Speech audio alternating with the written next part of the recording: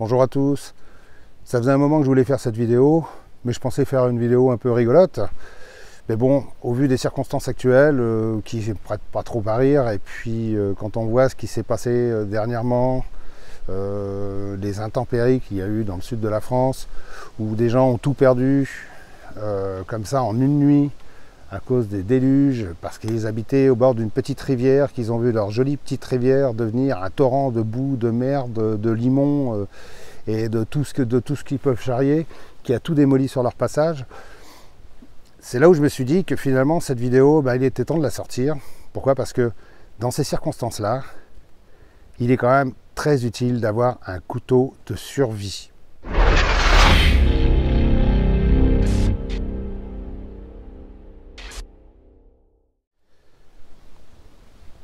Bon, alors, je ne vais pas faire comme les autres chaînes qui ont tendance à prendre les gens qui les regardent pour des neuneux, en vous posant la question, qu'est-ce qu'un couteau de survie et à quoi ça sert? Et bien évidemment, la réponse de tout le monde sera, ça sert à survivre. C'est exact, mais pas que. À mon sens, un couteau de survie doit déjà posséder 5 qualités. La première, c'est de couper, bien sûr. La deuxième, c'est sa polyvalence. La troisième, c'est qu'il soit facile à affûter. La quatrième, c'est qu'il soit dans un acier de bonne qualité. Et la cinquième, qu'il soit facile à utiliser. Les couteaux que je vais vous montrer, je ne vais pas vous faire des tests de coupe avec. J'ai fait des vidéos sur chacun d'entre eux, donc il suffira simplement de vous reporter sur les vidéos que j'ai fait. Mais je vais vous donner mon top 5 à moi, personnellement. Parce que ce sont des couteaux que j'ai éprouvés, ce sont des couteaux que j'ai depuis un certain temps, que j'ai eu l'occasion de tester dans pas mal de circonstances. Et donc, avec ces couteaux-là, je sais de quoi je parle. Bon, bien évidemment, des couteaux de survie, il y en a une multitude. Il y a beaucoup de gens d'entre vous, j'entends déjà les commentaires disant « Oui, mais les Bark River, c'est machin. Oui, mais les trucs, c'est bien. » Ok, je vous montre simplement les couteaux que je possède, qui sont des couteaux de survie, que je considère comme des couteaux de survie, et que je connais et que j'ai testé. Le premier, ce sera le SI5. Pourquoi le SI5? C'est simple, vous demandez à n'importe qui, dans le monde du couteau, ou même qui soit dans le monde du tactique, vous demandez à n'importe qui de citer un couteau de survie qui lui vient directement à l'esprit, tout le monde vous dira le SI5. C'est le pape, c'est le boss, c'est le patron, c'est vraiment le représentant des couteaux de survie, c'est quasiment celui qui a donné, développé la tendance des couteaux de survie. Bon, je ne vous parle pas de celui de Rambo, bien évidemment, avec tous ses accessoires dans le manche, ça c'était de la fantaisie, mais le SI5, c'est vraiment le couteau qui a été développé pour pouvoir se tirer d'affaire dans beaucoup de circonstances. Alors ce couteau a été, développé par SI pour les pilotes d'hélicoptères de l'armée américaine, en suivant un cahier des charges assez précis. Il fallait une lame extrêmement épaisse, il fallait un manche quasiment indestructible, une bonne ergonomie, qui ne soit pas trop épais de manche, parce qu'il fallait quand même le porter sur soi. Il fallait pouvoir le fixer sur un gilet tactique ou autre. Et surtout, il fallait qu'il soit dans un acier facile à affûter, qui ne rouille pas trop vite. Bon, évidemment, le 1095, c'est quand même un acier qui rouille, mais avec un revêtement qui tient quand même pas mal le coup. Il fallait qu'on puisse faire du feu avec, donc ils ont mis un bow drill dans le manche pour permettre de faire du feu, et il fallait qu'on puisse casser les vitres avec le talon. Donc ils ont mis un brise-vitre à l'arrière du manche qui sert à tout un tas de choses. Ce couteau, en fait, il fallait qu'un pilote d'hélicoptère qui voulait se désincarcérer de son appareil après s'être craché dans la jungle, il fallait que le couteau soit capable de découper la carlingue de l'hélicoptère. Donc ce couteau a été conçu dans ce but-là. C'est un couteau en qui vous pouvez avoir une confiance absolument totale. Son ergonomie est bonne, son manche n'est pas des plus confortables, il est un petit peu carré, mais la nouvelle génération de SI 5, si vous regardez sur le site de SI ou sur les différents sites de vente, ils les sortent maintenant avec des poignées en micarta ou en G10 qui sont plus contournés, qui sont plus arrondis, beaucoup plus confortables. Et moi, je sais qu'à la première occasion, dès qu'ils vendront seuls les plaquettes, j'en achèterai une paire pour pouvoir les mettre sur celui-ci. Évidemment, j'ai pas envie de refoutre 200 € dans un couteau, simplement pour avoir des plaquettes plus confortables. Mais bon, ces plaquettes-là, on s'y fait très bien. Deuxième chose, il est fourni avec un étui d'extrême qualité. Un étui Kydex, vraiment, c'est une référence en la matière. C'est un étui qui a un petit système qui permet de le verrouiller de manière à ce qu'on ne puisse plus le sortir. Et ça, c'est carrément bien. C'est un procédé, c'est un brevet de chez SI, bien sûr. SI, c'est une société, une compagnie très très inventive. Moi, j'y ai rajouté une petite poche qu'on peut fixer sur les différents étuis de leur gamme. Une petite poche dans laquelle j'ai mis un petit kit de survie. Un petit kit de survie d'urgence. Hein. Un bobo kit avec des pansements parce que je me coupe souvent. J'ai de l'aspirine, des antidouleurs, des petits doigtiers en caoutchouc, des petites compresses. J'ai également, bon, on va le poser, ce sera plus simple. Alors, j'ai la petite boîte de chez SI qui est vendue avec la pochette d'ailleurs. Dans cette petite boîte, j'ai quoi? La petite carte de chez SI. Bon, je l'ai gardée parce qu'il y a quand même quelques petits renseignements intéressants, notamment savoir, par exemple, si vous devez être, ce qui est peut-être très important pour des gens qui ont vu leur maison être détruite dans des campagnes très reculées par les inondations, être élitroyé dans une zone où ils ne sont pas forcément faciles à repérer. Vous avez des sigles ici qui permettent d'indiquer aux hélicoptères si vous êtes malade, s'il y a des blessés, etc., etc. Bref, j'ai une petite lampe rechargeable Nightcore, très sympa, les Nightcore tubes, ça il faut en mettre partout, des petites lampes comme ça vaut rien, ça vaut 5-6 €. J'ai un briquet, un petit peu d'amadou, un petit peu de coton, de coton gras. J'ai un mini Fire Steel qui peut rendre pas mal de service. Et ici, ben oui, j'ai un peu de coton gras et puis je sais plus quoi d'autre. Et un Tampax, voilà, un tampon. Pas forcément pour les blessures, hein, mais au moins pour pouvoir aider à faire du feu, c'est très pratique ça. Et j'ai un petit morceau de scie à métaux, un petit morceau de lame de scie à métaux qui font d'excellents grattoirs et qui peuvent éventuellement scier quelque chose. Voilà, c'est pas indispensable, mais c'est quand même utile de l'avoir. Voilà, donc ça c'est mon couteau numéro 1. En deuxième, bon, j'en entends déjà parmi vous qui vont dire ouais, forcément, qu'avec tous les SI qu'il a, il fallait bien que ce soit celui-là. Le SI Junglass 2. Pourquoi? Bah, tout simplement parce que pour moi c'est, si vous avez la possibilité d'en avoir un, si vous avez la possibilité d'en avoir un à portée de main, et puis si vous avez des chances d'être perdu longtemps en pleine nature, ça sera le couteau idéal. Ce couteau-là est redoutablement efficace. C'est une version réduite du Junglass qui est beaucoup plus long, qui fait à peu près 5 ou 6 cm de plus en longueur.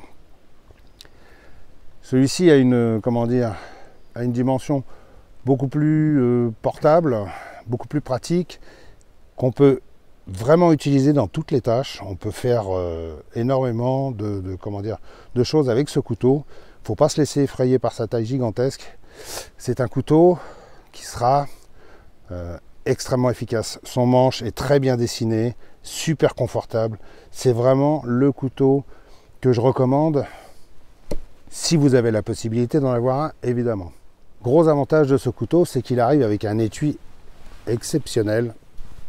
Un étui Kydex dans l'esprit de celui du SI 5, avec le système de blocage de lame.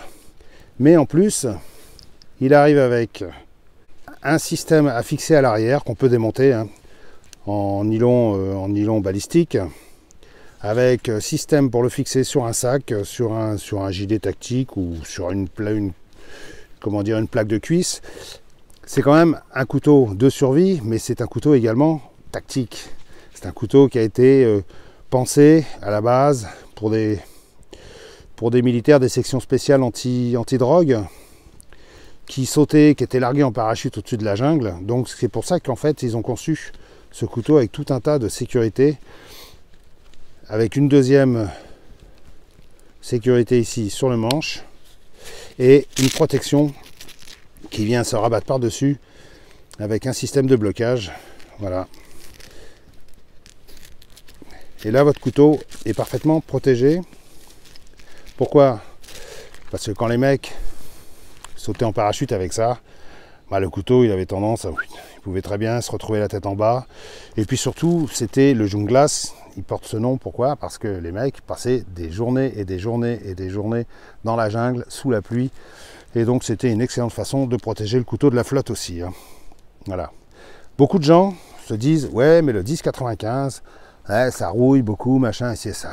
Alors je rappelle à tous ces gens-là que le 10,95, si vous allez en Amérique du Sud, vous en verrez partout, dans toutes les contrées, chez les militaires, vous allez en Guyane, chez les orpailleurs, vous les verrez avec des couteaux en 10,95.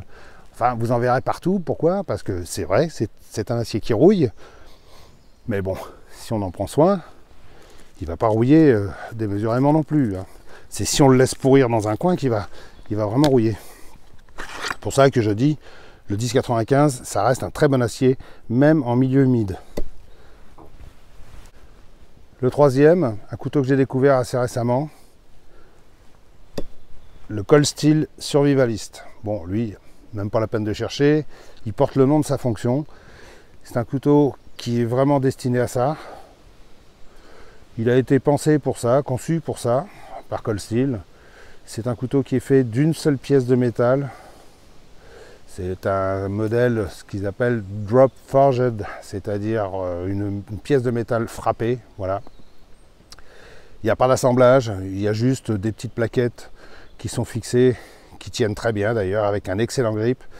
C'est un couteau qui est fait dans un acier que je ne connaissais pas très bien et qui finalement, après l'avoir utilisé, s'affûte aussi bien que du 10,95, qui est très agréable et qui tient très très bien la tenue, sa tenue de tranchant. La pointe est un petit peu fine. Effectivement, c'est un couteau avec lesquels on va peut-être pas faire levier sur des choses trop dures quand même. Mais ça peut être un bon couteau de survie, vraiment, pour effectuer tout un tas de tâches, bushcraft, chasse, défense, et puis plein d'autres choses. Il vient avec un étui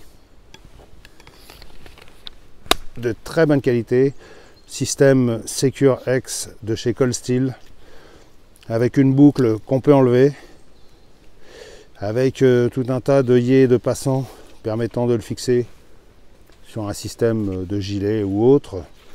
On peut virer cette boucle, c'est vraiment bien fait, c'est du bon matos, c'est de la très bonne qualité de chez Cold Steel et vraiment je suis ravi de ce couteau. Celui-ci c'est mon troisième choix.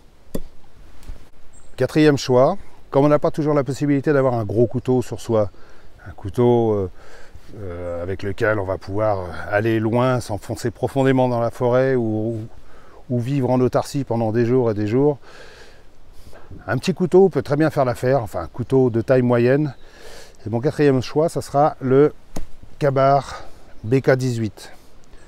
Ka-Bar BK18 que j'ai testé récemment, je vous invite à aller voir la vidéo. C'est vraiment un très bon petit couteau, très sympa, avec une lame bien épaisse. Il est vraiment extrêmement solide, avec un manche très ergonomique. C'est vrai qu'il a un look un petit peu tactique. C'est le côté harpon de la lame. Mais c'est un petit couteau avec lequel vous pourrez faire énormément de choses. Vous pourrez, comment dire, construire un camp, chasser et puis vous défendre éventuellement. C'est vraiment un bon petit couteau qui ne craindra pas trop les intempéries, qui sera super solide. Et comme je vous dis, la tenue en main est excellente. Son point fort également, c'est son étui. Alors là, pour une fois, Ka-Bar nous a doté d'un étui super, vraiment d'excellente qualité, super rétention, vous ne pouvez pas perdre le couteau. Vraiment, je vous invite à aller voir la vidéo que j'ai fait, les vidéos que j'ai fait, parce que j'avais fait une vidéo, une revue de présentation, et j'ai fait une vidéo de test en forêt. Et franchement, ce couteau s'en sort extrêmement bien, je l'utilise très souvent. Pour le 5e choix, j'ai hésité longtemps, parce que c'est vrai que j'ai beaucoup de couteaux, et puis je me suis dit, et j'en ai plein qui pourraient remplir cet office-là. Alors j'ai réfléchi longuement à savoir quel serait le modèle le plus pratique, le plus adapté, le plus simple à utiliser. C'est pas forcément un gros couteau, c'est pas un trop petit couteau. Et puis finalement, mon choix s'est porté sur le Mora Garberg. Pourquoi le Mora Garberg? Parce que d'abord, c'est un couteau qui est littéralement indestructible. Vraiment, il est d'une solidité à toute épreuve. Il est d'une simplicité enfantine. Mais vraiment, on ne peut pas dire qu'il soit vraiment beau. Mais bon, dans un couteau de survie, on s'en fout. Hein. Quand on est en mode survie, on s'en fout d'avoir un super beau couteau. Ce qu'on cherche surtout, c'est un couteau sur lequel on peut forcer.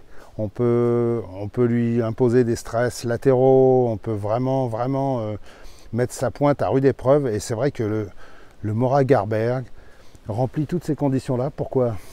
Parce que déjà, moi je conseille le modèle inox, parce que c'est déjà par rapport aux 4 autres couteaux, c'est le seul qui aura une lame inox d'excellente qualité. C'est un couteau qui est vraiment agréable à utiliser. Moi au début, il me rebutait un petit peu parce que je trouvais, je voulais l'avoir, parce que évidemment tout le monde parlait du Garberg à l'époque où je l'avais acheté. Et puis sur le salon du survivalisme, le premier salon du survivalisme, j'étais passé sur le stand, de Mora. Je voulais voir, et puis je suis reparti avec ce Garberg. Et finalement, c'est un couteau que j'adore parce que je ne suis pas un grand fan des émoutures scandinaves à la base. Mais il faut reconnaître que celui-ci, déjà, c'est pas une vraie émouture scandinave. C'est une émouture scandinave, mais avec un micro tranchant en V, donc qui sera beaucoup plus facile à affûter, à mon sens. Hein, toujours, je vous rappelle que tout ce que je vous dis là, sont des choses qui me concernent moi. Hein, j'ai pas la parole universelle comme pourraient l'avoir certains. Quand je vous dis quelque chose, c'est ce que moi, c'est mon ressenti. Donc ce couteau-là, c'est vraiment une bombe. Il est solide, il a un talon dépassant qui permet de faire beaucoup de choses, très affûté, avec lequel on peut facilement gratter un fire steel.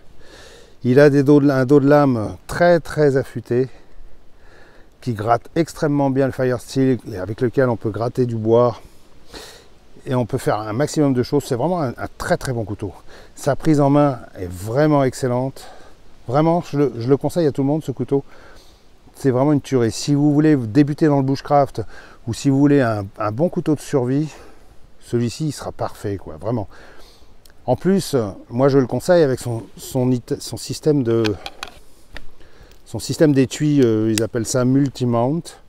C'est un système que vous pouvez monter un petit peu partout sur n'importe quel type de support, très modulable, que vous pouvez également porter autour du cou. C'est vraiment bien fait. Et c'est vraiment un couteau que je vous conseillerais sans problème. Ceci pourquoi mon 5e choix. Alors évidemment, j'en entends beaucoup parmi vous qui diront oui, alors le i6-5, ouais, mais le Ka-Bar BK2, qui est quand même son concurrent, est quand même aussi bien et nettement mieux. Effectivement, j'ai hésité. Et comme il y a quand même une sacrée différence de prix, puisque le i6-5 fait le double de prix du BK2 pour des avantages assez similaires.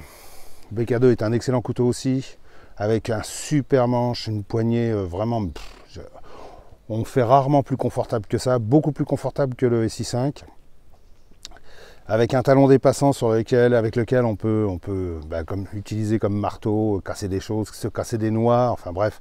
C'est un couteau, d'ailleurs beaucoup d'Américains l'appellent la baramine qui coupe. C'est un couteau qui est extrêmement épais, extrêmement solide.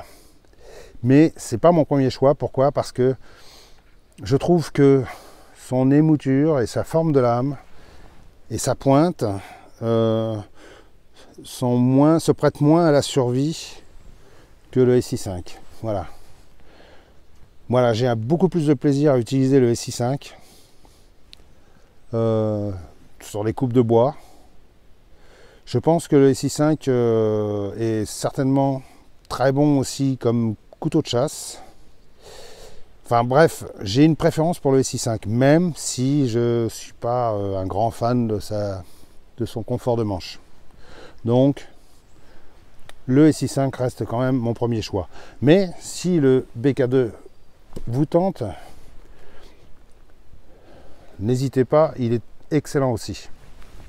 Alors pour répondre à la question à quoi sert un couteau de survie, ben c'est très simple. Avec un couteau de survie, vous devez être capable de vous construire un camp, de chasser, de dépecer du gibier, de couper du bois, d'effectuer des petites tâches très fines, très subtiles sur du bois. Vous devez être capable de fabriquer des pièges, de fabriquer tout un tas de choses. Si vous entendez du vent, ne vous inquiétez pas, il y a des grosses bourrasques de vent. Donc voilà, un couteau de survie, ça doit être capable de faire tout ça, ça doit être capable d'être à l'aise, comment dire, en forêt, de se défendre contre un animal, de pouvoir chasser, de pouvoir faire un maximum de choses. Et il faut surtout que la lame soit très épaisse, très solide, pour pouvoir faire levier. Quand vous avez, par exemple, vous avez besoin de vous désincarcérer d'un endroit, si vous avez un couteau avec une lame très fine, vous ne pourrez rien faire, quoi. Pour conclure cette vidéo, je vous rappelle que tous ces couteaux ont été testés, j'ai fait des vidéos dessus, donc si vous voulez savoir ce qu'ils valent, allez voir les vidéos que j'ai fait. Il y a une multitude de vidéos qui ont été faites également sur ces couteaux. Je tiens également à souligner que ce qui s'est passé là, ces dernières heures, tous ces gens qui ont perdu, tout ce qu'ils possédaient en une nuit parce qu'ils n'habitaient pas au bon endroit. Enfin, ils habitaient dans un endroit idyllique pendant des années et des années et des années, qui est devenu un enfer maintenant chaque année. Les Alpes-Maritimes et d'autres régions dans le sud maintenant sont devenues des régions qui sont sinistrées chaque année. Et ça, je trouve ça assez terrible. Et justement, c'est bon de rappeler que pour ce genre de situation, il faut se tenir prêt. Et le minimum, quand on habite dans ce genre de région, c'est d'avoir sinon un sac d'évacuation, enfin un sac toujours prêt avec quelques objets de première nécessité, de quoi faire du feu, de quoi boire, de quoi manger un petit peu, se réchauffer, des pansements, et puis de quoi attendre avec un tarp et un poncho, de quoi attendre les secours sous la pluie. Ça, c'est vraiment l'indispensable à avoir. Et dans une moindre mesure, avoir un petit système de survie comme ceci. Ce qui va me permettre par la même occasion de vous montrer l'avantage du Mora Garberg avec son système d'étui spécifique. C'est que vous pouvez le fixer avec un système, comme vous voyez là, ici. C'est un système qui peut se fixer avec des bandes velcro un petit peu partout, sur tous les passants molles, sur des tubes, sur des arceaux de voiture ou de bateau ou autre chose, ou dans la maison. Vous pouvez même visser le support, enfin bref, vous pouvez faire tout ce que vous voulez et vous glissez votre étui de couteau dedans, comme ceci. Sécurisez l'ensemble et là, votre couteau, il ne bougera plus. Vous y allez, ça ne bougera plus. Et quand vous avez besoin du couteau, hop, hop, voilà. Ça, c'est ce que j'apprécie énormément sur le Mora Garberg. Alors je vous montre rapidement ce qui pour moi est un indispensable quand on se retrouve dans une zone inondable, quand on risque de se retrouver totalement sinistré, sans électricité, sans eau potable, surtout l'eau potable. La première chose dont on a besoin quand on est sans rien, démuni de tout, c'est de l'eau. Et quand vous avez été inondé par des rivières qui ont charrié tout un tas de produits polluants, de limons, de choses épouvantables, que vous n'avez plus d'eau courante, que vous n'avez plus rien. Pour trouver de l'eau propre, c'est extrêmement compliqué. Donc pour moi, l'élément principal dans ce genre de situation, c'est l'eau. Donc voilà ce que moi je considère comme un système utile et rationnel. C'est une petite pochette que j'ai payée, j'ai fait une vidéo dessus je crois, que j'ai payé 1,50 € sur Amazon ça.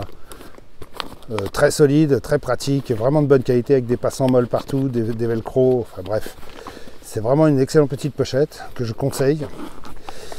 Alors voilà ce que moi je préconise en cas de situation sinistrée quoi. Un petit réchaud, ça c'est le réchaud suisse, le M71. Comment dire, c'est une dotation chez les militaires suisses avec de l'alcool solidifié à l'intérieur. Extrêmement pratique, très efficace, avec son petit support qui est fourni avec et ses allumettes. Vraiment du bon matériel. Avoir une boîte de conserve percée, parce que quand vous êtes trempé, quand vous avez pas la possibilité forcément de faire du feu ou de faire un grand feu, que vous êtes dans une zone pourrie, quoi, voilà. Vous pouvez au moins vous faire un petit brasero avec un truc comme ça, avec un peu de bois, vous faites brûler ça, vous percez des trous dedans, pour que le bois puisse brûler, pour que ça respire. Et puis surtout, ça vous sert également, quand vous avez beaucoup de vent, à mettre votre réchaud à l'intérieur et pouvoir faire éventuellement chauffer quelque chose. Ça, très pratique, ça coûte rien. Ce que je préconise également, c'est une bouteille, une Nalgene en inox, parce que ce sont les meilleurs. L'avantage de la Nalgene, c'est que elle a un grand goulot et on peut stocker un maximum de choses dedans. Voilà. Donc à l'intérieur de la Nalgene, j'ai un sachet avec de quoi me soulager dans les premiers temps, c'est-à-dire des sachets de café, des sachets de sucre, des sachets d'aspartame pour ceux qui sont en mode survie mais qui n'aiment pas, qui sont au régime. Non, c'est pour ma compagne. Qu'est-ce que j'ai également à l'intérieur? J'ai toujours un petit tampon, une paille, une grosse paille, je vais vous expliquer à quoi elle sert, et un briquet. L'avantage au moins c'est que le briquet est complètement à l'abri de l'humidité dans la bouteille. Au fond du sac, évidemment, vous avez une tasse de la marque Tatonka, graduée en inox, dans laquelle la gourde vient se placer avec la boîte par-dessus. Ça pour moi c'est un système, comment dire, un système de base élémentaire. Pourquoi? Parce que la gourde en inox va vous permettre de faire bouillir de l'eau, si vous arrivez à faire du feu bien sûr, avec le petit réchaud, etc., etc. Si vous arrivez à trouver un peu de flotte, dégueulasse, ou si vous avez des doutes sur le côté sain de l'eau, enfin, vous avez la possibilité de faire bouillir de l'eau avec la gourde en inox, ou alors dans un gobelet directement. Autre chose dans les indispensables qu'il faudra absolument avoir avec vous, c'est un filtre à eau. Moi j'utilise le filtre Sawyer Mini, qui est un des meilleurs qui soit, vraiment un des plus pratiques, un des plus polyvalents, qui est fourni avec sa paille. Voilà, ça à avoir absolument avec soi quand on est perdu. Et ensuite, bien évidemment, de la corde. Là, je dois avoir à peu près 3 mètres de paracorde. Très, très important, ça. Et puis, alors, un Firesteel avec son grattoir. Et puis, ici, j'ai, un petit container que j'ai acheté sur AliExpress. Ça Ça coûte 2 € ces trucs-là. En fait, ils utilisent des corps de lampe pour faire des petits containers étanches. Je trouve ça assez pratique. Dedans, je mets un couteau suisse. Parce que c'est bien d'avoir un bon couteau, très solide, mais c'est quand même important d'avoir un petit couteau suisse avec quand même quelques petites fonctions intéressantes. Une bonne lame pour des petites choses, les tournevis, et puis une scie qui peut rendre pas mal de service quand vous êtes voilà, dans une forêt. Ça c'est le Victorinox Alox Farmer. Bon, je le mets dans le container, pourquoi? Parce que ça fait gagner de la place. Je trouve ça utile pour y mettre par exemple des allumettes ou alors des médicaments, des choses, des pansements. Bon, là pour l'instant il n'y a rien, donc du coup j'y mets le couteau. Voilà.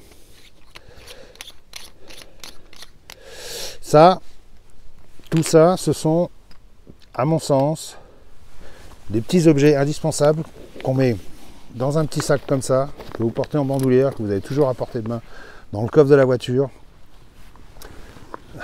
ou près de l'entrée, ou enfin bref, si vous devez vous barrer à toute vitesse de chez vous, c'est très important d'avoir un petit kit comme ça à portée de main, ou alors un gros sac, comme je vous ai montré tout à l'heure. Un gros sac, pas trop gros non plus, mais avec beaucoup plus d'éléments indispensables. Voilà. Je pense que j'ai fait le tour de la question. J'espère que cette vidéo ne sera pas trop longue. J'espère qu'elle vous intéressera. Et puis prochainement, je ferai également un top 5 sur mes couteaux de bushcraft. Et puis également, plus tard, un top 5 sur mes couteaux EDC. Voilà. Je vous dis salut à tous, à bientôt. Évitez la pluie. Et puis, ayez une petite pensée émue pour tous ces gens là qui ont tout paumé là, comme ça. Ça va être horrible. Quand on a passé toute une vie à se construire une vie dans un endroit sympa, ou pour sa retraite, quand on a investi dans une maison et qu'on voit sa baraque qui fout le camp avec le fleuve, ça doit être mais absolument horrible, quoi. Voilà. Allez, salut à tous, ciao ciao.